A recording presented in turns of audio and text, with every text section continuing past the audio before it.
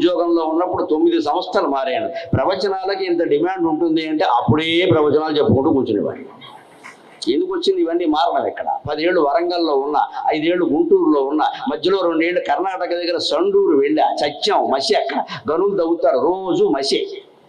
వాడు ఇచ్చిన జీతం 2300, దానికోసం వెళ్ళావు అక్కడ. ఎందుకంటే అంతకుముందు జీతం 1300, ఏం చేయమంటావు? అందుకని వెళ్ళాం.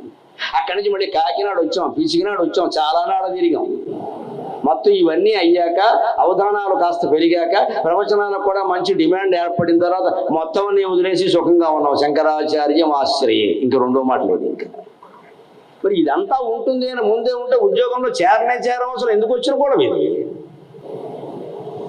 ఇది కాలమాన పరిస్థితులు మన చేతుల్లో ఉండవు. భగవంతుడు ఎప్పుడు ఎవరిని శపించడు, ఎవరికి వరాలు ఇవ్వడు. 2 అబద్ధాలే. భగవంతుడు వరాలు ఇవ్వడు, భగవంతుడు శాపాలు ఇవ్వడు. దేవుడు మనకి అవకాశాలు ఇస్తాడు. దాన్ని శాపం చేసుకుంటావా, వరం